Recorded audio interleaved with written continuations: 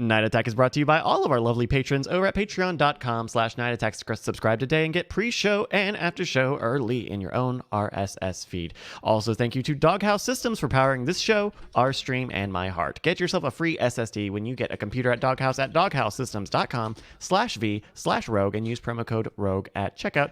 Here's what happened last time on Night Attack, episode 319.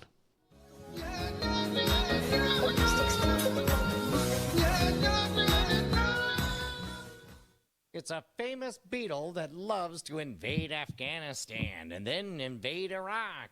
It's a beetle that loves oil, Justin. It sneaks in to lands it doesn't belong, so that oil prices, it works for Halliburton. Yeah, who's racist now? The answer is always still you. Yeah, never give Bryce tequila before his show. I don't...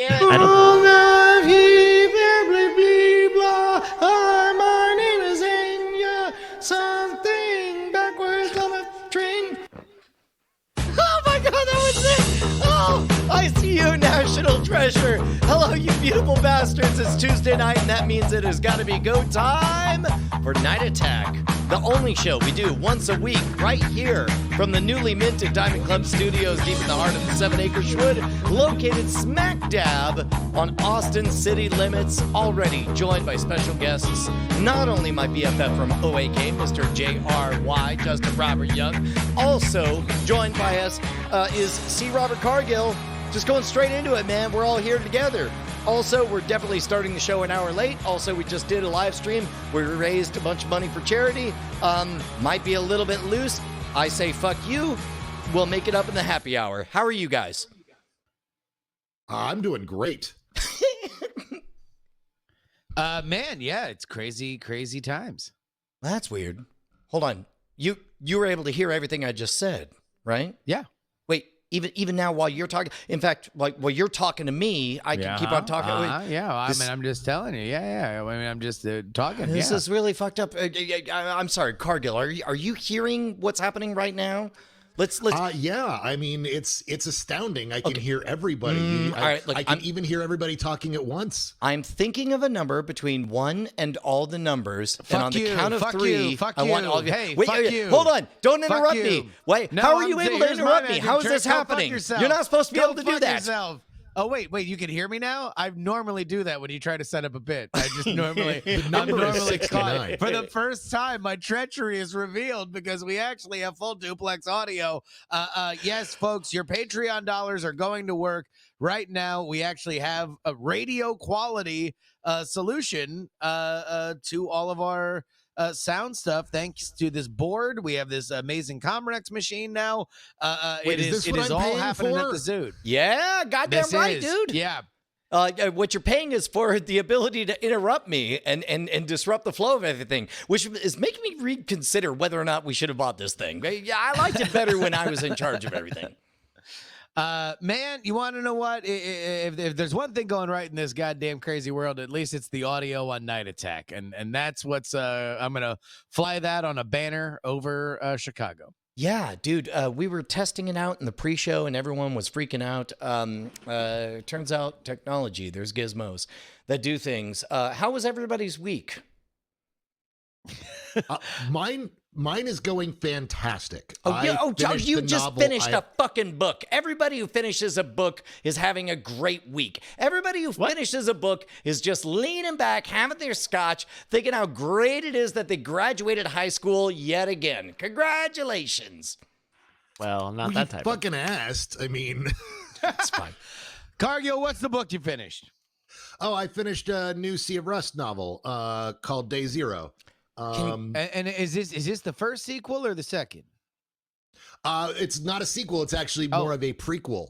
A prequel. Sorry. It's the I next wrote in the series. it's the first follow-up to the book, to Sea of Rust. As it turns out, Sea of Rust was far more successful than I anticipated, and I was asked for more. And so I had this idea that I wanted to initially just kind of do as a side story. And so I pitched that to my US and UK editors, and they went, please write that. And so I've been working on it. Of course, it's taken much longer than I anticipated because coronavirus. And it's very, very hard to write while you're watching the world burn, when your friends are being put out of work, that businesses you love are closing down. But at some point you just kind of got to go, look, I got to get back to work. I got to do my job. And See, oh, look at that. We did it again. This is a wonderful new problem we have. We're getting used We to it. hear We're getting used all to the of fact us that we can about hear it. to, Yeah. like normally one of us would just roll over the others. What were you about to say, Justin? I'm sorry. I didn't mean to step on your toes. This part's not any different. Oh my God, no. Indubitably, Get ready for the good new sir. bit, Bryce. It's going to be nothing but People will this. hate this. Well, I actually didn't know where I have two paths here for Cargill, so I'll say both and I'll see which one you want to talk about more. I remember from your Twitter that as a lot of this was going down, your wife was out of town, which I can only imagine is its own crazy ride. But also, you will make your living not only as an author of books, but also as a screenwriter. I know you had a gigantic, busy rest of the year. It seems like all that's been kind of swept aside, and the industry doesn't know what the hell's going on. So, your personal life or your career, which one would you want to start with? Well, I'll start with the personal life. My wife wasn't just out of town; she was out of the country. She was in Costa Rica. She and a friend of a very close friend, they like to go and travel together. Her friend is an ornithologist, and she loves going bird watching. Jessica loves hiking and photography, and so they travel the world together every once in a while. And so they went down to Costa Rica, and Jess was a little concerned at first. She was like, I don't know if I should be doing this. And I was like, look, you're literally traveling to go to a cabin in the middle of nowhere that you literally have to take a 45-minute boat ride to get to. You're not going to be around any other human beings. This is perfect for right now. And so she went and did that. And we didn't anticipate how crazy everything was going to get, and that Costa Rica would literally be closing its borders and saying, leave now or prepare to stay here for a while. So she got home, and I was really good with it. I'm usually good in a crisis, so I was very relaxed. But everyone was messaging me, going, "Oh my god, are you okay? Is she okay? Let me know when she's home. Let me know." And so she got home, and we quarantined together for 2 weeks, and it's been great. Being with her. Being alone while everything was going down was really nerve-wracking, but having her back kind of made it all the better. I experienced the quarantining and the social distancing for 10 days by myself, and that was a little rough. And so I feel much better now that she's back.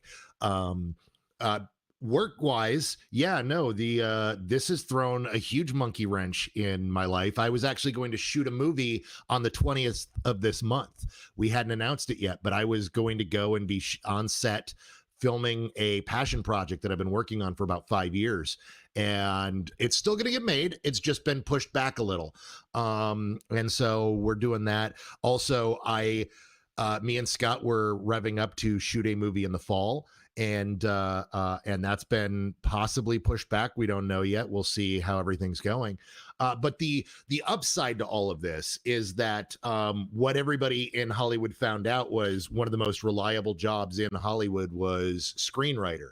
And we're all still working. We're all still getting work. Yeah. People are still developing movies. And so when, me and Brian were talking earlier about being busier than ever, I really am. I've got work lined up for the year. So I feel incredibly blessed, and it makes it all the harder to watch all the struggles my friends are going through, because things are going well for me, and they shouldn't be. They should be going as badly as they are for everyone else. It's funny you say that, because that's the thing that I think we've found out is that apparently, the safest job in media is Patreon supported, right? Like there's just, for whatever reason, advertising can fall apart, management, all their financial sins can be revealed, and jobs furloughed or eliminated altogether. But at the end of the day, if people want to give you $1, like those dollars still add up. Those dollars still support us, and it is a blessing. It's tempting to be flippant and act like we're getting away with something. But I mean, we've talked about this before. Like, it's no joke when I talk about the strange and wonderful one-way friendship that we have with our audience. Yes, we have a highly asymmetrical friendship insofar as there are people who I've never physically met who know 12 years of stories about me who I've never encountered in real life, but I maintain that makes our friendship no less real. The fact that it just is highly asymmetrical, and even through when it comes to novels, and in fact, I don't think I've given this spiel to Cargill yet, and Justin will probably jump in front like a Secret Service agent taking a bullet to stop me from doing it, but there are different currencies, including the real estate that you occupy in other people's minds. And there are occasionally opportunities to translate that currency into money or action or what have you. But you, as the source of the story that earns yourself a place in the other people's minds, is no less valid, I guess, is what I'm saying. All of this is to say, it's tempting for us to all roll our eyes and say we're a bunch of clowns and somehow we're escaping the hard work during the apocalypse. But I think what we're doing actually matters. So knock it off. I would agree, actually. You know, I think it's important that we keep doing it. It's why I haven't, like, I don't, you guys follow me on Twitter. You know what my Twitter feed is like these days. Yeah. I spend a lot of time talking about giving writing advice, and it's been very hard. It's been really, really hard giving writing advice and acting like nothing's going on to do this. But I know that there are people out there that need to hear it. It's why about once a week I usually say, you know, it's when I see somebody tweet about, hey, now that you've got all this free time on your hand, you're gonna write that novel, or you're gonna do this, you're gonna do that. And I'm always like, I was just gonna ask you about this. I just wanted to unleash the Cargill Kraken on the King Lear fallacy that everybody, you know, all the rise and grind Twitter crowd all wants to be like, oh, well, now's the time that you could take your a stimulus check and put all that time in, and now you should come out with your perfect screenplay or your perfect business model. This is when you start your life. And it's like, all right, I get it, and it's a really easy thing to tweet, but also people are terrified. Like, there's death all around us. Like, sure, I guess this thing happened a long time ago, but Cargill, please let the people know that as a successful screenwriter, this is not necessarily the launching pad for your entire career. no, it's not. In fact, the thing I haven't pointed out publicly yet is there's a reason why we're talking about people who have done this 400 years ago and not since.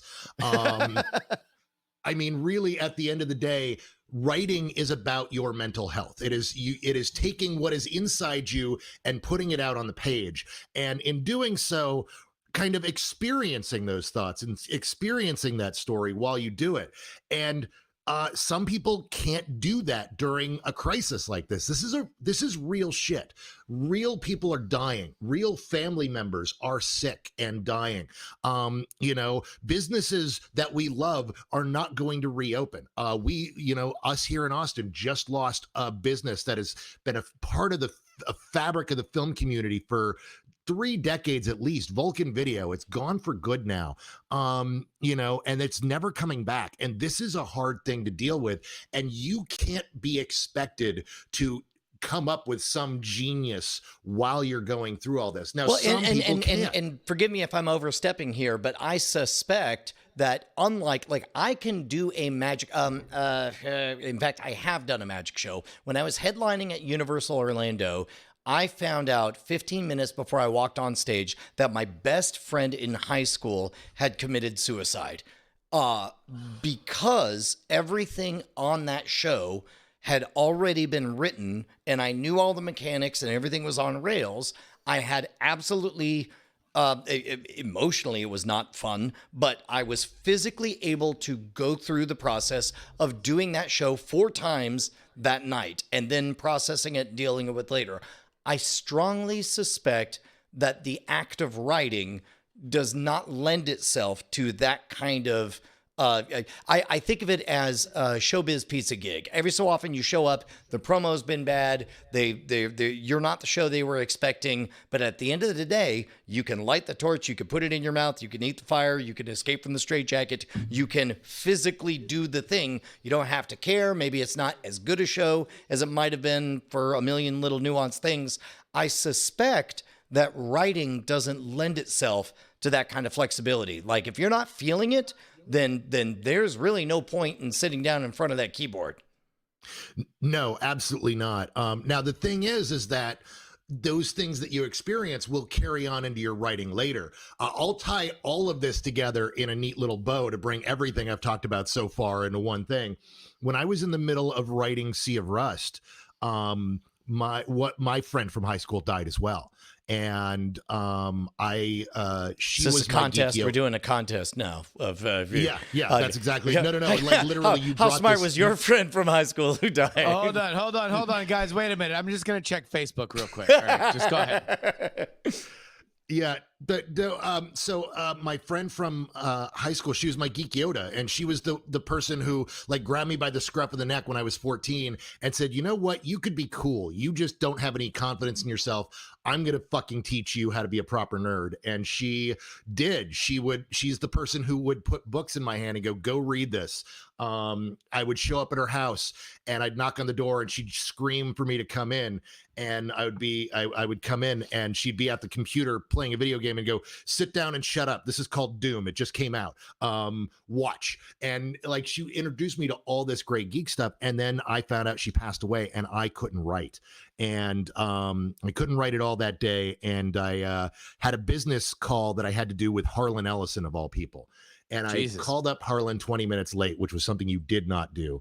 And Harlan he's like, kid, what time is it? Do you have a clock that works in your house? What the fuck? And I was like, I'm really sorry, Harlan. He goes, what's your excuse? I want to hear it.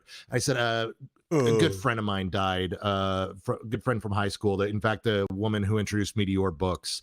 And I just found out today that she passed. And he was like, oh, kid.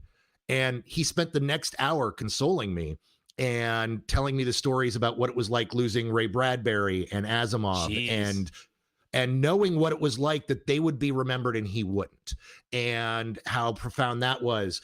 And I went away from that. We did our business, and then I went away from that call and reflected on it. And that's where the soul of that book came from. And Sea of Rust ended up, I realized with Harlan telling me that story, it was as much about my friend Allison as it was Harlan and the fear of being forgotten. And it's where the whole concept of reflecting on the death of humanity came from. And it went from being just a book about robot pew pew to being about what dealing with death and dealing with the end of the human race. There is a moment, and I don't want to spoil anything in the book or much of the book. I'll spoil a little bit, but there is a scene where one of the robots just happened to be in the right place at the right time to witness the last human being killed or dying, or however you want to put it. And the way it's written, like, you're embarrassed for not just the human, but you're embarrassed for the undignified way that humanity goes out. And I thought that was a really interesting choice for you to go with in that moment. That wasn't a question, by the way. No, it touches me deeply. Not only that you've read the book, but that particular sequence stuck with you. Well, and part of what the reason it stuck with me is because it's humanity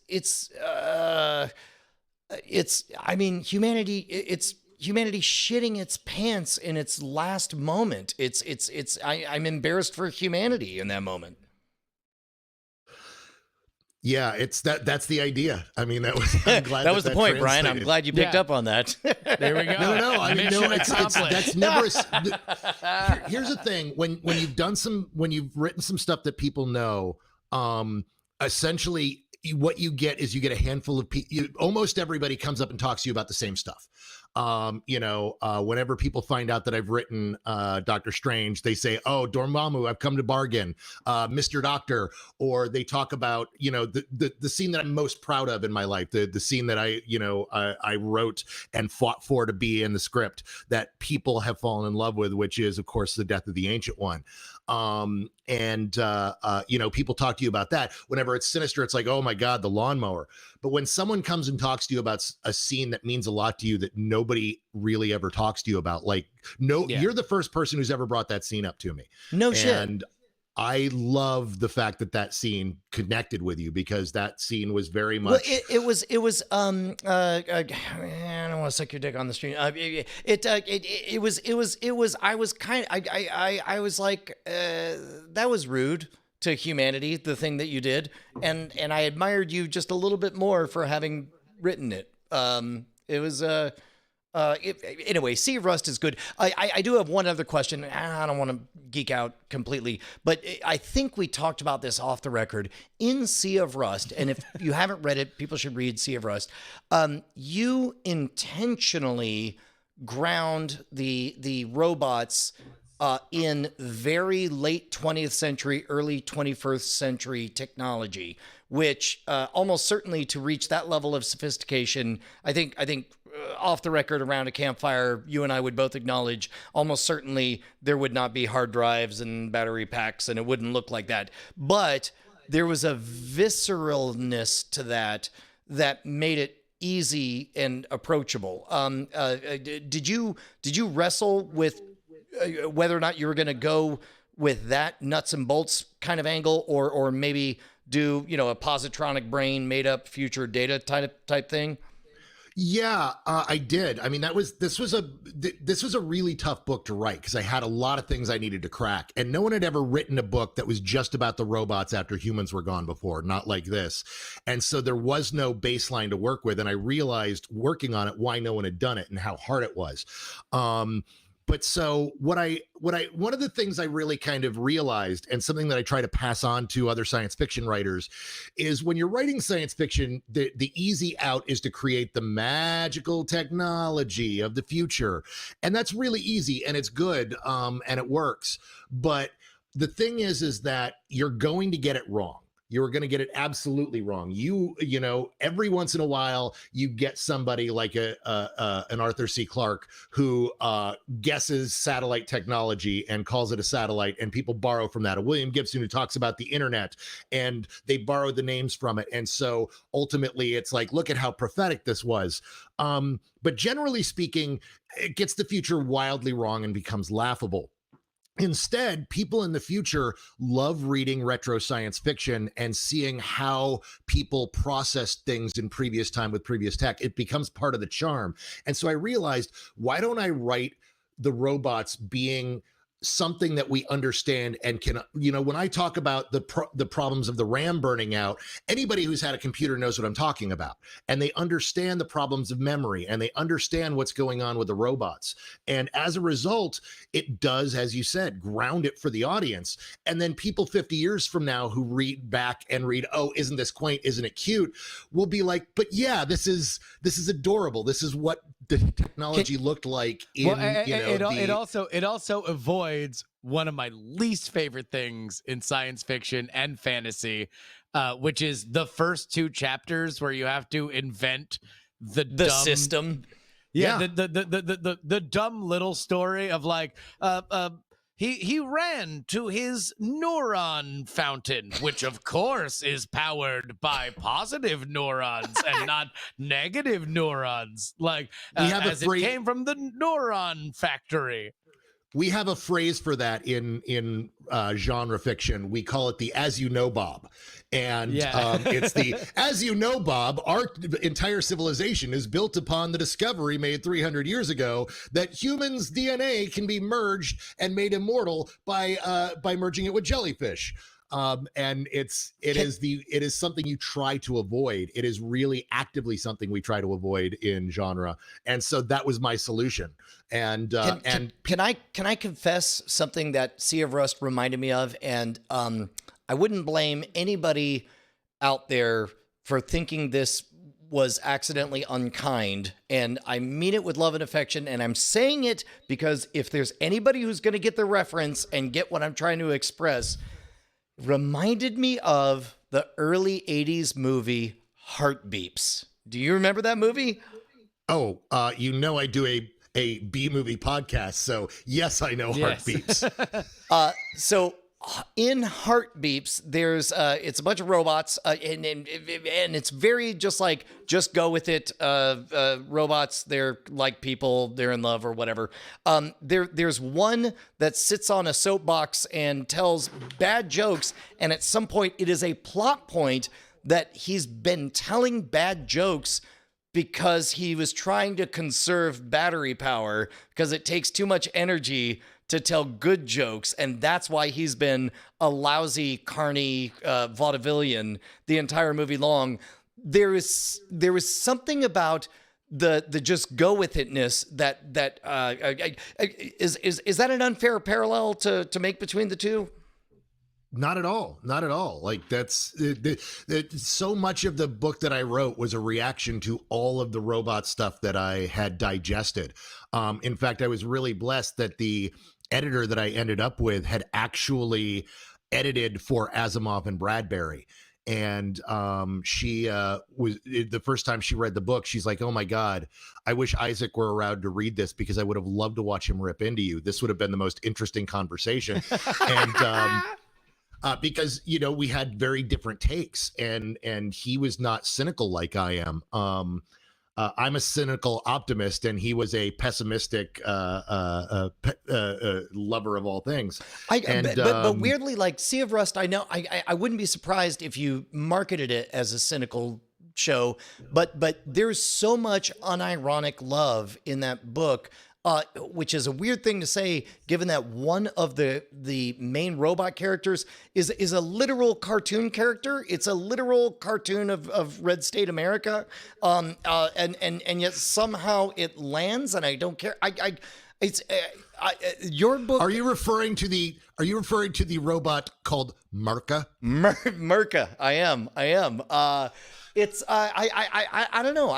Of everything you've done, that has lodged in my brain more than most. Well, here's what I want everybody to do. Number one, if you've been intrigued by this conversation, then please go over to Amazon right now and buy Sea of Rust by C. Robert Cargill. And once you read it and enjoy it, then please write in the review 5 stars. I read and enjoyed this movie instead of laughing during the first segment of Night Attack. And as you know, Bob, patreon.com/Night Attack is where we fund this very show because, like we mentioned before, we are a light with how you guys have maintained your generosity in what is obviously a trying and upside down time. You continue to make sure that we know it is worth it to come back each and every Tuesday, bring some of our awesome friends like C. Robert Cargill to have a good time each and every week. You're recognizing that we're doing the happy hours each and every weekday, 5 p.m. Eastern time, right here on our Twitch channel. But more importantly, there's still people who are upping their pledge. Isn't that right, Brian? Goddamn right. Every time somebody's a new pledger, or if they up their pledge, they have a chance to randomly be shouted out in this little segment that we call... Ladies and gentlemen, it's time for the Night Attack new Patreon name chant corner hour. It's an hour of it. You know what the best part is? Like, we don't care just how much you up it, just as long as you up it. Up it, baby. Up it real good. Up it, you muppet. That's our saying. That's trademarked. Up it, you muppet. Up it, you muppet. And yeah, in this case, we got somebody who edited their pledge up by exactly 5 cents, which makes me think that they've been secretly refusing to give Bryce so much as a goddamn nickel, and they finally did the right thing. Thank Bryce, here's your nickel, and you can thank our friend X-Modem. I used to be a modem, but it's a hard racket. I gave it up. Now I'm an X-Modem. That was fun. Sorry. That was good. No, it was great. Thank you very much, X-Modem. Of course. Well, we mentioned twitch.tv/Night Attack each and every week. Of course, we're here like we've always been, Tuesdays at 10 p.m. Eastern time. Now, 5 p.m. each and every weekday, but we like to recognize the folks that are watching live by telling a story that it's totally not using the names of people who are subscribing and giving us money. And as you know, Justin, normally we take turns doing this. We've already seen the name Adatuma and Stoic Squirrel here. Normally it's either you telling an unbroken story or me telling an unbroken story about a poop tempest or whatever, but not tonight. Tonight we hand it off over to C. Robert Cargill, writer extraordinaire. C. Robert Cargill, beginning with the word Kaliski, tell us a totally true story that just happens to have all the names of everybody donating right now. Well, I mean, Kaliski was walking around the video store that I worked in 1999. And it was a Nick Chu cheered. Nick Chu, he showed up. But really what happened was I was working at a video store in Austin called I Love Video. And it was on the Sunbun. And Sunbun was the street that we were located on. And Quentin Tarantino and Richard Linklater walked in to rent a movie called Cattle Humper. And my coworker, he freaked out. Aaron Byrne, he freaked out and totally could not deal with what was going on, and so I God damn it! Look, I was all set to say not so easy as it looks, is it? Then you fucking nailed it, and then I remembered I'm talking to the guy who wrote Doctor Strange and Sea of Rust. God damn it! Fuck you! Get Fuck out of you. here, you fucking idiot! All right, Bryce, we got a game. Well, it's not so much a game. I definitely got in the. I'm sure all Americans have gotten this from the government. It's census time. It's 2020. Yeah. It's time. You got to do it every 10 years. My first census. Yeah, what they do, the government every so often, and this is mandated in the original Declaration of Independence. That's right. They need to count how many senses you have, and it's usually 5, but they just want to make sure. So they ask you, "Hey, census." Yeah. And then meanwhile, fucking, there's a very quizzical Haley Joel Osment. So I figured, why don't we all fill out the census together a little bit here on Night Attack? It only takes a few minutes. Sure. You know, we're all just having a good Donald time. Trump. That sounds like a wonderful idea. I mean, we got time. We already raised all the money on the planet for COVID-19 affected people here in Austin. By the way, thank you very much for doing that, Cargo. Oh, no problem at all. I had no idea. I was flying blind on a rocket cycle. I had no idea what that was. Flying blind on a rocket cycle. All right, so dive. Sorry. Easy ones. We'll just go in a circle here. Make sure everybody gets their answer in. Please confirm your name. Very easy. Brian, can you confirm your name for me? This is serious. So my full name. Yeah. As I've given time and time again, because I used to think that my name was Brian Brushwood. I eventually had it made clear to me that my full name is Brian with an I, Brushwood spelled the way it sounds. That is my full name. Brian with an I, Brushwood spelled the way it sounds. Oh, okay. There we go. Justin? Oh, I would be Justin Robert Young. There we go. Cargill? I am Christopher Robert, car like you drive, gill like a fish has. Ah, okay. Oh, wait. No. Yeah, sorry. If I'm doing my cute thing, I go Justin like the Timberlake, Young like the adjective. What's funny is my buddy CJ Johnson, he always had to, do the same thing. I said, I gave him these, and he has used them ever since. He says, CJ Johnson. That's C as in czar, J as in jalapeno Johnson. That's cute. That's a good one. Man, this census is just bringing out the best in us. It's so great. I'm Anthony Bryce. See, the problem is I'm saving battery capacity by telling bad jokes because I want to stay alive longer. That explains Night Attack so much. That's why we're immortal, motherfucker. Come at us. Of course, I'm Anthony Bryce Castillo. People don't know Bryce is my middle name, but I'm Anthony Bryce Castillo. Bryce with the Y, Castillo with the. I don't have a cute thing for Castillo though. Well, don't you feel lesser? I do. I do. All right. How do you not deal with white people and not have to say Castillo with 2 L's? Thankfully, Texas people understand. Castillo is a not uncommon last name here in Texas. That's true. It's on the phone where it's real bad. I'll even say Castillo. I had this happen with one of my a tax person a few years ago. I tried to set up an appointment. I was like, Castillo. By the way, Castil. they don't like to be called attack persons. They're hitmen. Yeah. So I go Castillo, Castillo, double L. And then they heard the ILL and they're like, "Do you have a license to ill?" and I say Castillo. I make a point of saying Castillo a couple times because she keeps saying Castillo, and I'm like, I'm saying it. I'm. It's not even like one letter's off. Like this is a very different pronunciation. So. Not gonna say that'll want show corn that. or flour That'll show that tortillas. motherfucker. That's right. Tortilla. Like, man, if they weren't going to be handling my taxes, I would have said many more words to her. Okay. Question 2 of the census here. How many people live at your address? Very common question. Brian. My standard answer is, what are you, a cop? Well, I think technically Define live. we do have a mark for that, so I will enter that in the thing. Okay. Juice. Oh, two people, just me and my wife. I don't know how the birds count. I don't know if you count birds As people. on a Do you count? census. I'm sorry. Just so we're clear. Do you love them? You're do love asking them, if yeah. birds count as people. Are birds people? Hold on, let me Google this. Here in America, They do have peepholes. I know that in England, birds are people, but not here. Yeah, bruv. All right, we'll put that as a 2. I can write in birds. I'll just Yeah. write in birds. All right, just scroll in. Are birds people? ? That's right. They'll call me back. They'll call you back. Yeah. Cargill, if you're willing. I'm from Texas, so the answer is dos. Dose. Look at that. I'm gonna just We're I'm gonna legitimately translate it for filling them. out a census. This Yeah, is I'm what waiting the show for the is, part yeah. where I figure out that this is not just us doing your work. No, like stop it. I understand it was a very busy day. We had to produce this whole charity live Can you stream not or whatever. understand my fucking bit first? Give me. I mean, all of a sudden he all wants I'm to gonna know. say is, if at the end of this he doesn't do one of these things, and I find out who I end up married to and what kind of car I have and what house I live in, I'm gonna be Yeah. very disappointed.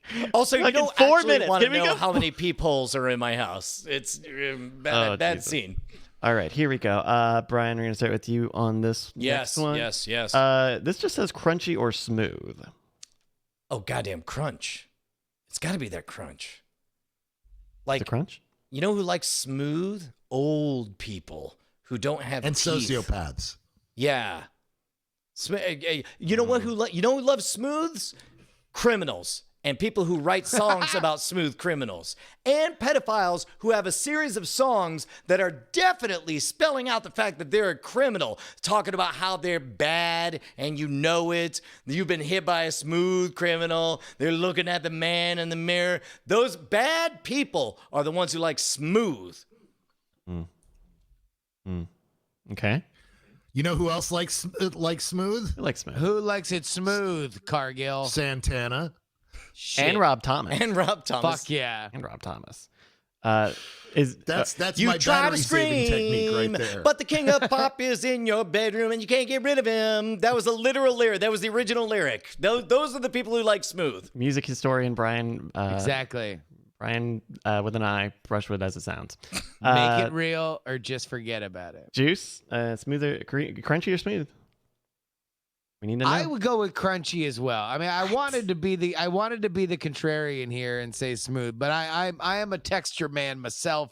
I like it crunchy. I like a bunch of crunch. I like crunchy peanut butter. I was trying to think of what I like smooth aside from crunchy. I don't even know. Wow. All right, Cargill, crunchy or smooth? I think you guys are definitely cops. I'm gonna just say that, yeah, sure, have your crunchy. I'm an extra crunchy person, and I'm offended that was not part of the question. Extra, yeah. Where was extra Unfortunately. crunchy? Man, Shocking that Cargill was a little extra.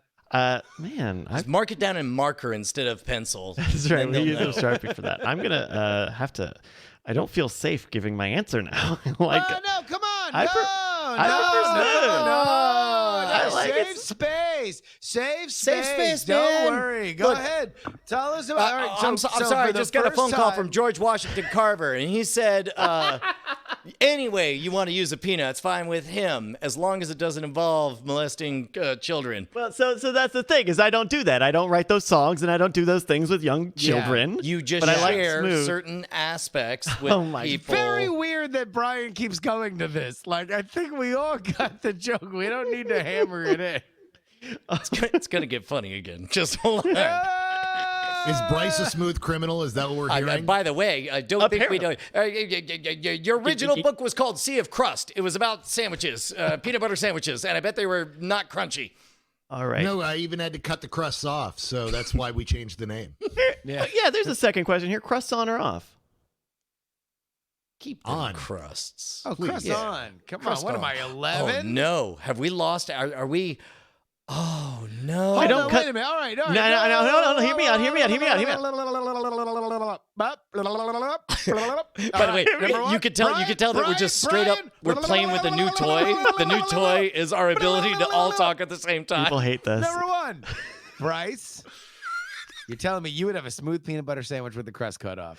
Now, That's a man you are. hold That's the kind of man you are. Hold on. No. I eat a lot of sandwiches. I eat the crust. But what I like to do, cut it at the Swear to God, if you're about to tell me you take a cup and make it into a fucking I swear to God. No, I cut at the 45-degree angle because that way you get access to the pre-crust and then you get the crust at the end. Do the crust. I'm fine with the You get crust if it's the last thing I eat. Okay. I'll Why eat say- it. you is save that it for the weird? end. Cutting sandwiches diagonal is a thing that we get at restaurants. Yeah. For a Yeah. reason. It looks fancy. True. So It does. So I'm fine with crust, but I like cutting at a 45-degree. I don't like But that you look like of smooth peanut butter. You like smooth peanut I butter. do like smooth peanut butter. I like smooth. I just peanut butter already gets in your mouth, and then you get peanut bits and Peanut butter gets in your mouth. Peanut We butter call it gets eating. in your mouth. Yeah. Bryce acts like he's the victim, and somehow it just gets in his mouth. That's me explaining why I put on Mr. 20 Peanut pounds to my held wife. him down and I don't know. vomited You're just peanut you're butter up in the into middle his of the night, mouth. and peanut butter gets in your mouth. What are you gonna Yeah. well, Gross, says Bryce. You ever hate it when peanut butter gets in your mouth? do? Also, International food critic Bryce Castillo has a one complaint. can I press pause real quick? okay. Yeah. Bonnie sent me a picture, and I'm gonna out. Send it don't, to the don't email. make a thing of this, but You are about to put this on your podcast. you don't. She doesn't listen. That's true. She wrote, "Just seeking understanding. Are you peeing on the back on purpose?" And then she sends me a picture The back? The tank? of a toilet that is yellowed in the center of the lifty part. The lid. Okay. Yellowed at the back of the thing. And first of all, I had these thoughts in this order. Okay. Number one, the only time that would happen is if it was the middle of the night. And if it's the middle of the night, I fucking sit down to pee. So you can't get me there, right? Okay. Then I started. Or lights off. By the if way, lights off. I love the idea that Brian, in full triumph, is waking up in the middle of the night to go pee, sitting down and taking a selfie, smug in his satisfaction that he has proven that indeed he sits down to pee. This is where I got her though. Is I see her her ass. in the corner. Get her and ass, I'm like, boy. and I'm like, Drag her, King. play. I'm like, that's the downstairs shitter, isn't it? And she goes, yeah. And I was like, I never use that one. We'd never Ha-ha! use it. Why would you Got ever your use it? ass. So as best I could, I don't know. I don't know You why know, it's gross. It's probably There's a staggering amount of personal knowledge about your house that needs to be known to get the majority of this conversation. ironically all on the sheet. It's all on the form, so I can use this shit. information. Okay. Oh wow. This is all on the census form. I That's bet crazy. it's. I would be. If I So could. wait, hold if- on, wait. Bryce, you're telling me that the question, did you pee on the back on purpose, is on the census? It's on here. It's a They put it narrative. on here. Oh. Can Oh I my add a fucking question to God. the census? Yes, please. Yes. Bryce, Yeah. when you record episodes normally, do you use the downstairs bathroom? We are no longer in the Brushwood home. I am no longer visiting the Brushwood home. He is. I normally would, That's but- an official rule that during this podcast he is not allowed to drive over to my house and go use the downstairs bathroom.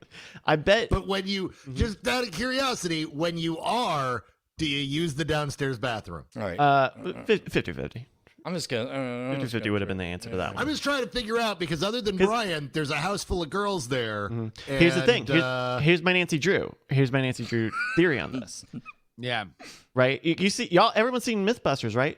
You finish your business, close the lid, goes everywhere. That's the thing. That's exactly When you flush, that it was my goes theory. way That was up. my theory. Is that, and plus we have notoriously under the age of knowing what they're doing girls. They're called children. But yeah. Yes, whatever, whatever it is, they have a tendency to poop. You have 3 of them. You know what? Can I be bothered a bit that you refer to them as underage? Can that bother me a And little who's bit? a smooth criminal now? Okay, first of all, Oh, it's funny again! At Brian's expense!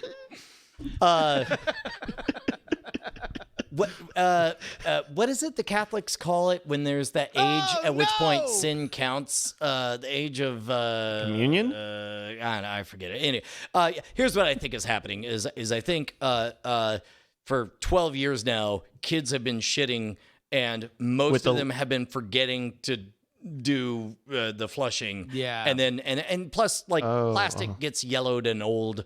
Yeah. Yeah, so that's what I think was going. But It's there crazy that this is all on the census. Brian's fixtures are on the census. Extensive. It's a crazy. long form answer. But That's and also nuts. here's the important part: is there was a brief moment of like, fuck. Am I pissing? am I using the lid as a fucking bullseye and not knowing this in the middle of the night? I'm like, no, I sit down in the middle of the night, and then I figured out it was the wrong shitter. So I win. This is good. You're doing your country prep. Write that on my census real quick. Just My write all that census down. form was very different. I just want to say that. Yeah. This one, I'm still saying I use the force. Fuck it. I'm not sitting down. Fucking, you can't take the sky from me. I'm gonna fucking.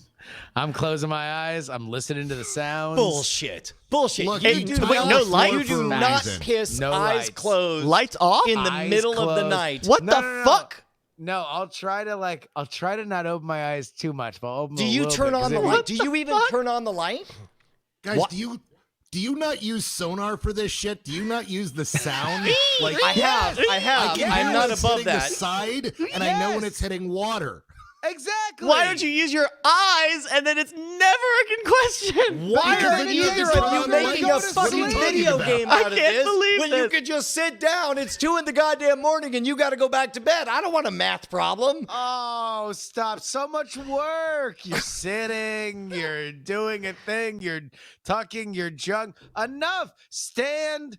Go with God. You know, You based on the motherfuckers. sound, that's what you do. You sound motherfuckers is have third. never fallen back asleep while pissing in the middle of the night. Because here's a spoiler alert. No, here's we what have happened. never done that. I've never. No, No, one's no done that. one's Because it's the done that. middle of the fucking night, and you just gotta Wait, pee. You've and you're in the- fallen asleep while pissing? goddamn right, and I only know I fell What? asleep. Yeah, I was asleep You when I woke fell up having to asleep- piss. You fell asleep like a horse standing up while peeing. Spoiler on the alert, seat, I on wasn't his seat. standing up for very long after I fell back asleep. I woke up with fucking piss down my leg and the shower curtain wrapped around me because I tried to grab something as I fell. This is why you sit down in the middle of the fucking night. Okay, I'm going to stress here that Brian thinks that this is so normal that he thought the rest of us did this too. Yeah. Fucking you guys are fucking playing bat video games. You need more iron in your diet. wake Like, up in there the are middle some- of the there night are some and you real think- problems here. You think what do you go? Make a bunch of sonar sounds to You turn figure the out lights on and you aim No, your dick. because then you'll wake up and you won't be able to fall Hold back on, asleep. you're and right, keep wait, it wait, moving. Hold Wake on, up Bryce, to go Bryce. pee. People hate this. Bryce, please check your form on the census. Is the question, do you go on the census? Because I'm gonna answer no. It doesn't. It doesn't say that. It says Goddamn. who pissed Oh, on the shit. under of the lid. All right, all I know is one person agreed with me in the comments, and that's all I need because one person sees the light, and it's not the light that they turned on because they're standing. It's an issue of It's scale. Bryce's light that is burning through the retinas of his eyes at fucking. I'd rather wake up than fall asleep mid-piss and be cool about it. Okay, Who fun. falls asleep mid-piss? This is the craziest shit I've ever heard in People my who life. are very sleepy who woke up just because their bladder was full. You wanna That's know who what? falls You back wanna know asleep. what? Like imagine you're so rested, worst. you're in a condition we'll call asleep, and then you Double- are uncomfortable enough that you have to pee, and then upon peeing, you become so comfortable that you go back to a condition we call sleep. Number one, double dumbass on me. Wait, fucking play stupid games, win stupid prizes. I asked you, how could you fall asleep going to pee? And you just said, I was really sleepy. Checkmate. You want to know what? Like, there's nothing I can say I to was that. so sleepy that just seconds before I was asleep. That is on here. Do you fall asleep when you're sleeping? Oh, Okay, fuck. good. Oh, okay. Mitsula saying, so let me get this straight. The man who poop fainted is calling out the guy who fell asleep pissing. Peace I leave. was fucking like, I had to go to the emergency room because I was dehydrated. That was a very unique situation. That was not just, oops, I gotta pee. Let me start peeing. Oh, I mean, that's fine, but- fallen like the Tower of Pisa. You were dehydrated. Pissa. Excuse me, I pissa. was dehydrating. We both fell asleep. Let's not make a big game about it. We're both guilty. All right, we're getting rid of the Opal machine. Everyone, people hate this. They hate it. All right, right. what's next on the census, Bryce? We got Yes, a question. For the love of God, please, what is next? We got the next question on here. All right, this just says, can I trade you my pita chips for your snack pack? And the only options are, I'm sorry, the only answer here is yes, and I'm going to need a verbal yes. Say it again? Can I trade you my pita chips for your snack pack? I mean, fucking, look, there's, I didn't think that my friendship with Justin would ever have been repaired after that last few seconds, but I fuck feel me. like we're on the same God, page. we're going to destroy the podcast. It's like, but fuck pita chips, right? Anyone who says that is not your friend. I mean, you know what you can have is my fucking apple slices, and yes, the crusts are on the apple Yeah. slices. Also, they're covered in creamy. It's peanut called butter. skin. It's not. Whatever. Sea of crust. Yeah, I mean, yeah, that's don't you hate it when you cut your crust and you need a Band-Aid for all the blood coming out? No, you can't have my snack pack for your pita chips. The only way that pita chips are good are when you're an adult and you have appropriate dip.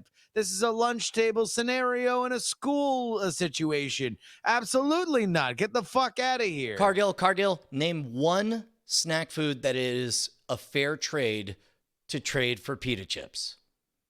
Explain one scenario where trading for pita chips is a step up for you.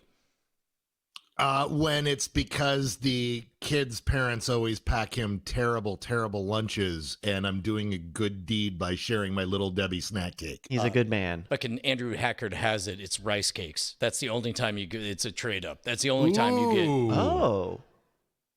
Where you Oh, would yeah, take people the are saying pita celery, over baby carrots. Fix? Yeah. But you know what? I don't dislike pita chips. I don't understand why it's such a bad deal. No. I don't think that they're bad. Again, when you're an adult, man, you got a nice little hummus spread, maybe even some salsa. Like, I can fuck with a pita chip here and again, but this is not an adult scenario. This is more of a you're back in school, and this snack pack, man, it could be any number of gummy candies. Like, I'm not trading that. Fuck, I'm gonna give a pack of Gushers like a dickhead to somebody for pita chips. I get laughed at school. Yeah, motherfucker, I'd keep a fruit roll up over that shit. Fruit by the Whoa. foot. I Did you would just keep over that motherfucker on shit. a fruit roll-up joke? What? Yes, You just the motherfuckered answer- for a fruit Hey, roll-up. Wait, hold on, wait. That's also on the census. Did you just motherfucker on a fruit roll-up joke? Brian answers yes. Yes. All right, there we go. I have to write in no, I guess, because the only options are there. It says a verbal yes, and this is a piece of paper. Now, I'm sorry. I don't want to put the whole podcast on pause, but I feel like that question might not have been written by the U.S. government. And if it was Really? written by Bryce Oh, Castillo, it would okay. imply that Bryce is look. a pita chip trading. No, guy. look at this, Brian. Another one of these QAnon folks where everything has to be a conspiracy. I've got the mailer right here. Look Yeah, at this come mailer. This on. is an official mailer. Hey, Brian, when's the Great Awakening? Oh, some more missives from Q. Please, Bryce, conduct official government business. Thank you. Thank you. All right, next question. Why did my wife leave me? There's some options here. Too much time with the boys, penis too red, and other. So, I don't know. Now, as far as I know, everybody It's a weird here are still married to their wives. I'm well, an it's not. interesting one. But it says my wife. The paper says my wife. My wife. You're, My wife. Bryce, you're mispronouncing that. It is my wife. Sorry. What were the options again? Sure. Spent too much time with the boys, penis too red, and other. I go I don't know back if to that's like Exhibit A song called "Smooth Criminal." That's why your wife left you. Also, her dad was Elvis. Her dad. Also, this was definitely written by Michael Jackson. That's the joke I'm making. No, we hadn't picked it up. Yeah, but apparently Bryce hadn't. I got it. I did. Okay. Here. I'm gonna go penis too red. Here's the problem with a red dick. Okay. You know, you think it's gonna be a cool thing. You know, it adds a little texture to the body, maybe draws the eye to it. But next thing you know, you're just out here looking like some kind of candy cane without the white stripes. Everybody's bothered by it, and your wife's out the door before you can say Red Rocket. There we go. There was an option for that one, so I'm going to put that on the list there. All right, here's another one. Let's see. Are you or anyone in your residence enlisted in the following? The Army, the Marines, the Navy, the Old Navy, the New Navy, or the Venga Boys under Six Flags? Ooh. I don't know that last reference. I will say, since I didn't get asked the last Oh, got question, it. All right. The Venga Boys are calling. They are outfitted with Venga buses. it's absolutely the Venga Boys, like 100%. I am part of the Venga Army. Wow. They did in fact come. The guy got off the bus, he danced, and I was seduced by the siren song of that skull cap, and here I am. I salute you. I'm only in the Venga reserves. Occasionally, I get called out for 2 weeks. 2 weekends And all year. we show up on the "You're the Man Now" dog, and then we remind everyone. Yeah. No, we like to party. We like to party. And we do like to party. Yeah, So. absolutely. Yeah. Here we go. All right, just a couple more here. Name a... Okay, this doesn't seem right. Name a Funko Pop? Wait, it suddenly becomes a trivia question? I don't know. It says name a Funko Pop. Name a Funko Pop. I do believe I've seen a Funko Cop. Funko Cop. Okay. Funko Cop is even better. Whoa. You don't have to tell me if you're a Funko Cop. No, I was going to joke about the fact that don't you have a Funko Pop of you? I do. then that's the one I'm going to name. Bryce Castillo. Okay, now that one's custom. I think that one's aftermarket, but we'll see if they take that one. I don't know. Also, we're maggoty with Funko Pops around here. We got a Ron Swanson one. We got a Rick one. John is a Funko Pop fan. I'm just saying, there's a lot of them around here. There's quite a bit. All right, Cargill, can you name a Funko Pop? Oh shit! I will Is that also Ming the say I am Merciless? such a big Flash Gordon fan. People thought I needed two Ming the Merciless. Oh, Jesus. Okay, can we talk for a minute about how that dude? There's definitely a line in which they imply he fucks his daughter. What is with that? what's your headspace today? Wow. That's a fucked up movie. I'm sorry. Do we want to talk up. about Flash Gordon? I that could be the rest of the entire show if I ever wanted prefer to not. be able to do. I would like to not could talk start a about different Flash way. Gordon. You guys can start another podcast where you can talk about Flash Gordon because we've definitely talked about Flash Gordon probably every time that Cargill's been on the show. Yeah. Have you already done a junk food cinema about it? Oh, we've done more than one. We've done it. Well, we did one like in the first year. We were experimenting with formats, and we tried a what if episode where we talked about what if Flash Gordon had been made by George Lucas, who wanted to make it, as opposed to how it was made. And we talked about that, assuming that our audience didn't want to hear us talk about, Flash Gordon itself, only to discover that, oh no, that's exactly why they're tuning in. They would rather listen to us talk about that. So we did a whole episode on Flash Gordon. I've also done a live script read with Sam Jones in the role of Flash Gordon, saying the lines that you don't hear out of his mouth in the movie because he didn't voice any of his character, because he couldn't make it on the day of all the ADRs. So they're just like, we'll get literally another white dude. Script that was not produced, and he had never heard it before, because we've definitely heard this story. Okay. Fine. I'm just saying. Man, dude. Cargill, you and I are going to have a great time at the retirement castle. We're going to be telling the same stories over and over again. It's going to be great. And then Justin's going to kick in the door and like, you told that one 1,000,000 times. I can hear you through the door. All right. What I was going to mention, though, was something I don't think I mentioned last time, which was there's a bunch of stuff in that's really crazy, and I don't doubt what you are talking about was not just a remnant from that script of just how weird that script was. So I think you are absolutely not wrong about that, Brian. Thank you. There we go. Keep quiet. I'm trying to sleep piss. All right, here's another question. Sleep piss. Yeah, hopefully he's sitting down so he doesn't fall asleep while he's pissing. So Flash Gordon. So here's another question here. What is your race? There are a couple options. We've got a lot of options here. Le Mans, Daytona 500, Indy 500, Monaco Grand Prix, or Mexican.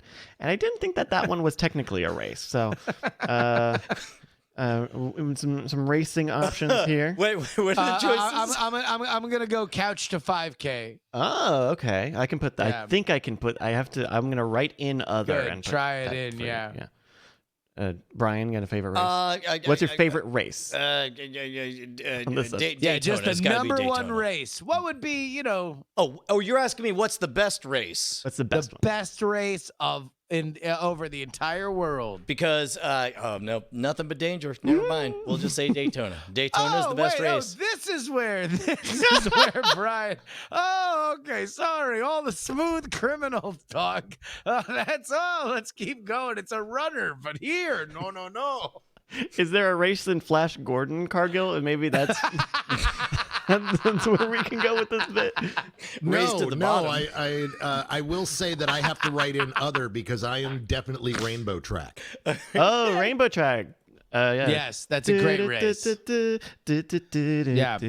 By the way, progressive too. Mm-hmm. Oh yeah, sure. An early. Like the slots in Vegas. Exactly. That's right. Okay, one last question here. It says, "Will you go to prom with me?" Circle yes, no, or maybe. You guys, I don't know. I didn't go to prom. I'm going to say quite literally, anybody who is of an age to ask that question legally, it would be well, maybe if it did my daughter, right? I would go to prom with my daughter. That'd be cute. I don't know if your daughter works for the. It could be an adult prom. Ooh. Yeah. There could be Adult prom. Catch it. No. Oh wow. But Okay. no. I'm gonna. No. I'll circle it, but I won't make it look too happy. Yes, correct. I've never gone to prom. Have you guys ever gone? Did you guys go to your proms? I went to two proms. prom. I went to double prommed. Oh, prom. Justin, which was your senior prom? I went to my senior prom. Yeah. I went single, though. I had a girlfriend, and then I didn't have a girlfriend. And so, therefore, I didn't have a prom date. Brian, I know you and Bonnie were high school sweethearts. Did you go to prom with Bonnie? I think it's adorable that you know that about us because we didn't meet until college. Oh shit! So what else do you know about us? Because I want to hear more about this I know story. you love Carlos Santana. Yeah. By the way, you want to have your mind explode. My daughter Penelope is 3 years away from being the age I was when I met Bonnie Oh and started dating Bonnie. wow! Years. I've been to 7 proms. What? So this I knew because I did you write a review for the prom movie? I believe I did. Yes, because I think I read your review for Prom Fever. Catch it, because like that was the bit when we were doing the movie It's the draft, whole reason and I you went wrote to a see it review. to review it was because of Prom Fever. Yes, that's great. Great that we enjoyed it, or that we helped create it. But yeah, no. So why the fuck did you go to 7 proms? How do you get 7? How do you get to 7? Are you counting? How? Okay, so here's By the way, here's if you what say happened. So, of research, course, then I you're went to just 2 as of my bad own. as that dude from The Who. Go ahead. No, literally, I went to 7 proms over the course of essentially 3 to 4 years. I went to my own 2 proms. I went to my wife's 2 proms because we had met and went. And So wait, hold while on, I wait a was minute, in wait a high minute. school, I just want to point out, as we're building this, you have now been to 4 proms. An exceptional amount of proms. Oh, man. Like you are dominating in the world rankings at going to 4, and we still have 3 to go. This is Like, the part. This This is the part where I'm crossing my fingers, begging for at least one of the remainders to be like. Then I updated my EPROM or whatever the fuck, some kind of technical shit. All right, so there we go. Cargill, 4 prompts, and no one would begrudge you for a single one. Make it to the finals, the final 3. So in high school, in the last 2 years of high school, my weekend activity, my social life was going to the Rocky Horror Picture Show. As some people who follow me know, I've been over 500 times in my life. I used to be a cast member. I did it for like 5 years straight. San Antonio had it at 10 o'clock on Friday night and Saturday night, so I could go twice a week. And that's where I met girls. That was Sure. what I did. So I would go out, I would do the Rocky Horror Picture Show, I would meet girls my age, and invariably they would be like, hey, do you want to go to prom with me? And I would be like, yeah, I do. And so I ended up going to, over the course of just a small period of time, multiple proms. And it was a lot of fun. It was really great because I was going to proms at other schools with these other girls, and so it was just a lot of fun. By the time I met my wife, the first prom I went to with her was the 6th prom I went to, so it was old hat at that point. She's like, "Will you go to prom with me?" I'm like, "Yeah, sure. I know everything to do," and so I was just ready to go. You're just speed running proms. Speed running proms. You because you learn the stuff. The first time you go in, you're like, I don't know what I'm doing. I get a tuxedo. I guess I get and I knew exactly where to go for a good corsage and when to pick the corsage up and how to keep it in my fridge. And like, I knew everything. People are asking, the same suit every time. No, absolutely not. I was always renting. I did not own. But Because each time you're this is, telling yourself that you're going to quit. Like, I swear, this is the last one. Yeah. Well, it was. That was the whole thing. It's like, I'm going to be with this girl. I'm going to marry this girl. And sure enough, I did. And she's awesome. It's like, I swear to God, Christopher, this is the last time I rent you this prom tux. I'm sick of you running around with all these little girls. My favorite part was where you came across just a little bit defensive about whether or not going to multiple proms was fun. We all have no doubt that it was really a lot of fun to keep going to proms again and again and again. It's a weird thing to be like good at prom. I mean, it's supposed to be anxious. I think it would be weirded out if I saw someone who was one like might really say cool that with maybe it was a little rocky at first, but around prom number 7, he was pretty smooth. Yep. Yeah, smooth. Yeah. That's right. I thought you were going to go with horror picture show. I kind of thought it would be horrible. It was a horror picture show. All right. Well, apparently that was the last question on the census. So I'm just going to mail this in, and the government will know how many people the there government will be here in, 20 minutes. look at that. Oh, look at that. For my 8th prom. For your federal prom. Hey, Brian, would you like to do a little diamond time? Yes, I would. I just want to picture like the cops show up and he goes, "Oh, am I at prom? I thought it was crom." Something Conan reference. All right, diamond time. That's the part where we shout out your. It's fine. Diamond Time is the portion of the show where we shout out all of your projects. If you head on over to diamondclub.reddit.com, you'll see a big old fat sticky post right up there at the top. If you are one of the top 3 most upvoted projects, we will shout you out right this minute on the show.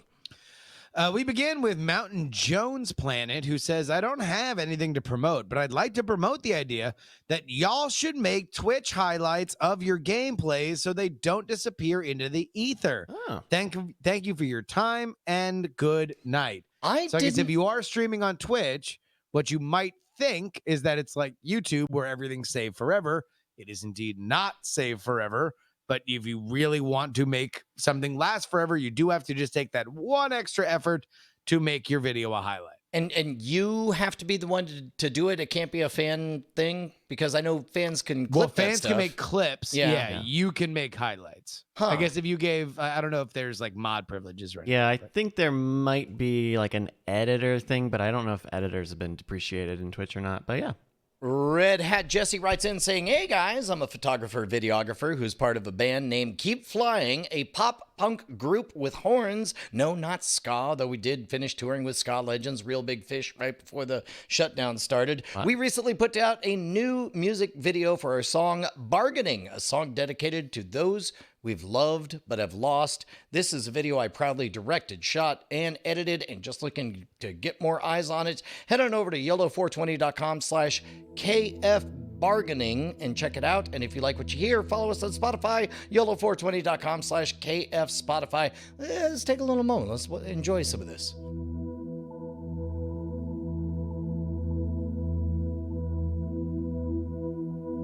Full screen that, Bryce. I guess we can. We have permission. Shit, are we gonna get sad? I mean, it's I pop think punk. we might get sad. Did I skip ahead to see? Yeah, let's get to some of the music here. Yeah, skip. Oh, this still looks sad. This looks sadder.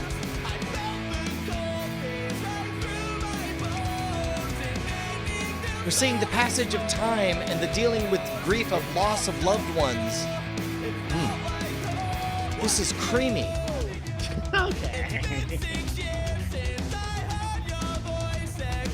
The video is great. So is the music. Yeah, no, it's very well Yeah. produced. By the way, do you know that like the leading edge of SoundCloud rap is basically pop punk songs? What do you mean? No. Like, dude, so two, they're actually both unfortunately passed on, although I guess that's on brand for that last video, but XX Temptation and Juice World, two gigantic acts, like Juice World specifically, it's like his songs, if you grew up listening to pop punk songs, you're like, all right, I know what he was listening to when he was making these songs. They are all like pop punk emo melodies and progressions. It's fucking crazy.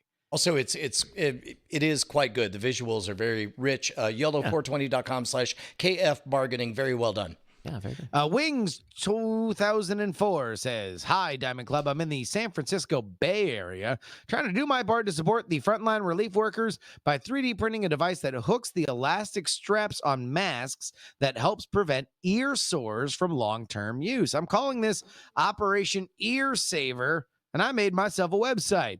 That is www.opearsaver.com. Wherever you know of healthcare workers that use these, submit your requests and fill my backlog. I'm working with a couple of other folks in the Bay that have already delivered over 400 of these to Bay Area essential workers, and I've shipped over 100 to nurse friends across the country. There's also info on how you can help with some great nonprofits you can get involved with. Thanks a lot. Let's help our essential workers over at opearsaver.com. That is wonderful. And it reminds me of a Cargill of the entire live stream that we did. One of the kind of poignant moments for me was we were talking about how in this weird ass crisis, like so many individual humans are asking the question, what can I do? And I love that we are seeing so many creative answers, and everybody's coming up, whether it's like, okay, well, I am a magician, what can I do? I could do a magic show virtually or whatever. I can entertain, I can enlighten, I can get the word out, I have a 3D printer, I can 3D print stuff. This makes me very, very happy.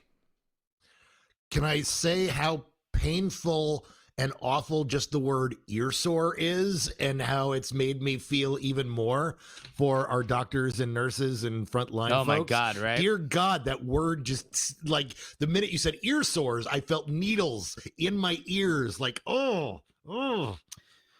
No, yeah, that's look, and these folks don't have a choice, right? They got to do it, or there's a worse fate that awaits them. So thank you so much to everybody who submitted tonight, and of course next week. If you want to submit, then please head on over to our subreddit. That is diamondclub.reddit.com or reddit.com/r/diamondclub, and submit to the sticky post at the top of the page. Yes, submit to the sticky post. In the meantime, if you have a question that you'd like us to talk about, then you can send us an email, and we'll whip out our mail sacks. Let's do that then. Join us for drinks in the Diamond Club. In the Diamond Club. That sounds grand. Super Grand. This is the part of the show where we read your emails to mail@nightattack.tv, like this email from Felix. Felix writes, a longtime listener, first-time writer. How I found Schwood and Jury starts way back in 96. 96? 96. New to having cable TV, I flipped channels indicative of my ADHD and saw Soledad O'Brien chatting with a CGI character, Dev Null, on MSNBC. Oh, this is this the made up character? Was Leo Laporte? This is Leo. Yeah. Wow. Okay, keep going. This is great. After the site was canceled, I'm assuming it's the Dev Null project, yeah. I was wanting for tech news, and I found ZDTV and the voice of Dev. Following his hosting and then the merger with G4, I found Twit and saw this spiky-haired guy talking about magic and really wanted to see more. But since I wasn't yet in college to see his tour. Then when NSFW was added, I was hooked. I followed from the beginning to the sad end to the rebirth that is Night Attack. I soon subbed to Justin's podcast, Weird Things, Brian's Scam School, and then Modern Rogue, and have watched every episode since. Through everyone on Night Attack, I've been more social in real life and online. I share jokes, info, and articles I learned from my online friends with my family, friends, and coworkers. Working overnights at a hotel, I look forward to the podcast video every Wednesday to help my night go faster as I catch myself laughing too loud in the middle of the night. Thank you guys for keeping up during these times. Felix. Thank you, Felix. That is wonderful. Very nice. Yes, thank you, Felix. What a great person you are. Also that feeling of spoiler alert, Justin and I don't listen to our own podcasts over and over and over again, but that feeling of there are other podcasts that we've talked about where like I've almost injured myself at the gym for like there are certain podcasts that I found so funny that I'm like, I'm putting myself in physical danger by listening to it at the gym. So the very idea that we are that to somebody else just makes my day. Yeah, no, that is the highest honor. I had to stop listening to Smodcast. I didn't want to pick favorites, but that is the definite one that you and I had the conversation about. Yeah, that's the only one that I had to eliminate, and this is like prime, like early Smodcast. Like that was like, sorry, I couldn't do it. Also, somebody just showed up late in the chat and said, hey, I'm late. What did I miss? Somebody else said, oh, Brian's old. That's why he's peeing on the back of a toilet. Right. We nailed it. That's the only thing good happened this episode. No, come on. Obviously, it was the curtain because he fell asleep. Keep up. Really? 7 proms doesn't measure up? Title of the episode! We've got another email from our good friend HTTPS, Mr. Hot Tops 443, asking a very simple question. It almost looks like a census question, frankly. Asking, quarantine pizza, Jack's or Tombstone? I don't know Jack's. I know Tombstone. No, I'm sorry. Quarantine pizza, of all the foods that you could feel 100% safe eating during a quarantine, it's going to be the one that is taken from from virus boilingly hot, not touched by human hands, but instead by a weird ass shovel, and then put into a box that no human touches the inside of, and then sealed shut where it continues to be too hot for the virus to survive, and then shows up at your doorstep. Yeah, fucking delivery for the win. You know your oven gets hot enough to destroy viruses. Well, sure, yeah, but I think like obviously this is about the frozen pizzas. Do you have all right? So obviously I'm not familiar with Jack's either, so I can't really make. Let's just say any frozen thing. pizza brand. But no. But I'm gonna ask, put this out to the panel here. Is there like no-goes or I'm totally into it like rules for you with frozen pizza? Like what kind of frozen pizza do you fuck with? Do you fuck with the Supreme? Is it maybe just a pepperoni? Do you try for the meat lovers? Do you dare go anything with the frozen vegetables? Because those are a little dicey. Brian, your thoughts? Sorry, why are any of those? Number one, I don't fuck with any frozen pizza ever. Frozen pizzas are all garbage. Whoa, For real? All garbage. Whoa. Yeah, no. Hey, whoa. You just order. Hey, Oh, no, that I'm is sorry. false. Oh my God, the Sultan! I didn't know we were in the presence of royalty. You- Oh, geez, the Shah's arrive, everybody! Please, address him as Your Highness. I didn't know. Yeah, we're First of all, sorry. We're sorry. Your Pizza Hut is much better than our DiGiorno Rising Crust. I fuck all of you because you guys know that I am the goddamn ramen king and I hate fancy ramen. Bryce over here, the Sultan of better ramen than Maruchan. Please get the Shah I his make ramen. Maruchan. Get the Shah his ramen. Wait, are you saying you don't like ramen tatsuya, Austinite? I am saying, first of all, that sounds awesome. What is that? It's, Also, wait, no. Do not let him. can't Do not let him distract take from this it. I'm away sorry, we're from having pizza. a conversation. very important. And just because suddenly you have the ability to interrupt it doesn't mean you should. You were saying, what is this? Oh, this is like fancy ramen. It's This like is the like best this ramen. really God incredible damn it. ramen made here in Austin. They've got 2 locations and they are amazing. Like you like dissing on fancy ramen. I cannot fathom because this. and also, this- he's only saying fancy ramen because I was talking about putting milk in my ramen. Like that's the only. That's not the only reason. Look, Oh my God. Not the only one. Oh, the All right, audience so is gonna hate this. Brian hates frozen pizza. Bryce, what do you fuck with frozen pizza? See, I a few years ago I would have said DiGiorno only, but frankly, I think I don't know that I've had Red Baron. I'd be open to trying it, but I think either DiGiorno, Tombstone, or even just like the store Actually, brand flat one. I know I'm too late, but Totino's thin crust for the win forever till the end of time. That's Oh, everything. now That's now great. he wants to play the game. A Cargill. Look, I mean, I came up super broke. I was a young broke writer, and I have eaten my share of what we call road pizzas, which are those Totina flat crust that back in the day you could get for $1.25 a piece. That's right. And man, So there good. is you cannot like in terms of like cheap being poor food, that stuff was gold. So I do adore that. But what do I really fuck with? Like every once in a while, I like getting myself a nice Totino's. I get the mushroom. I get the rising crust that's got mushroom and spinach on it, and then I put Yeah. fresh pepperoni on it. Ooh, okay, that's so a good normally- one. Normally, I You- only you go want- you- pepperoni. You want to know what? This is why I have a kinship with Curtis LaRock, because he actually named my favorite brand. I'm not saying it's the best. I'm saying it's number one in my heart. I can crush a Celeste pizza. Man, Celeste.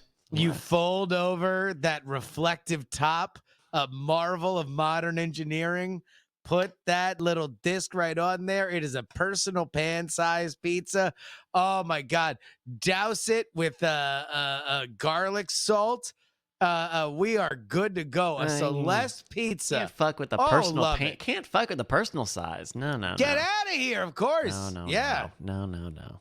All right. Well, I hope that helped, Mr. Hot Tops. All right. Last email here. This comes from Chris. Chris writes, "Hello." Celeste, the best a man can get.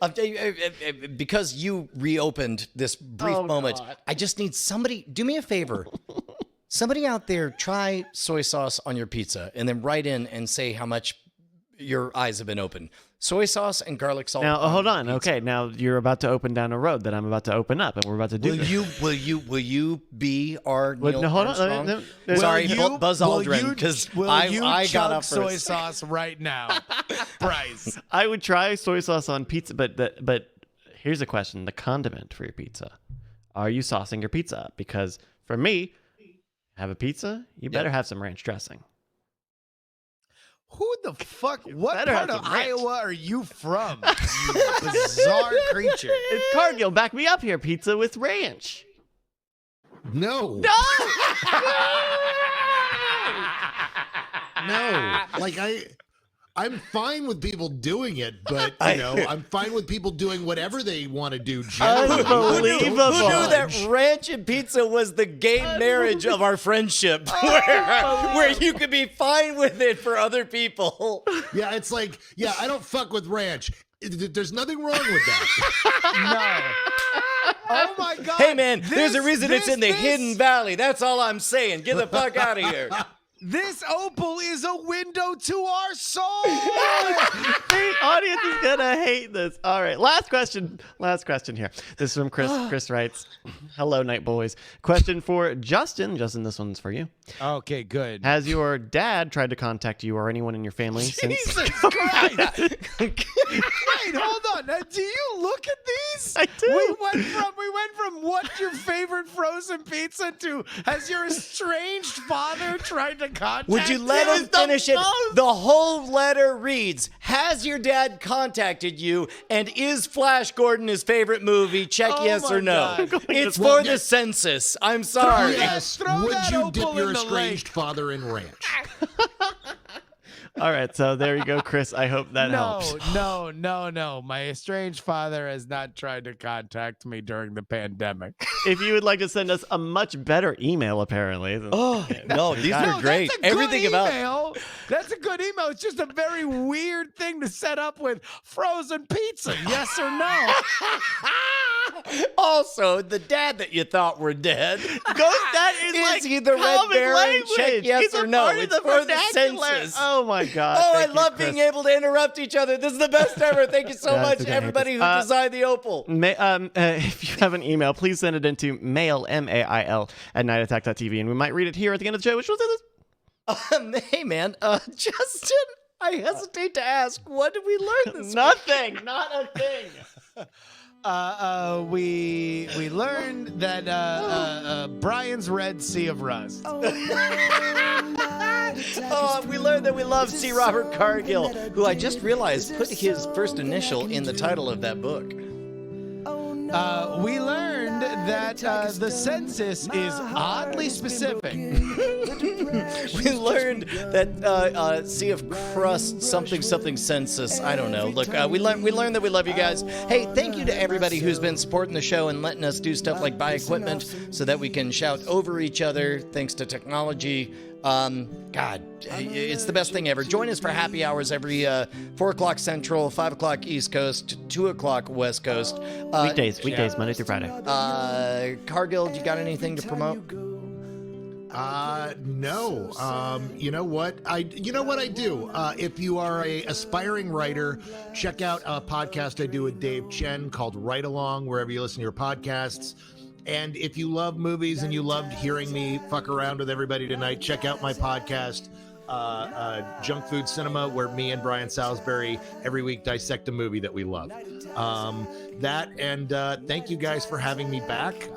Diamond Club, I love you guys. Thank you for being stands for me for so long. Goddamn right.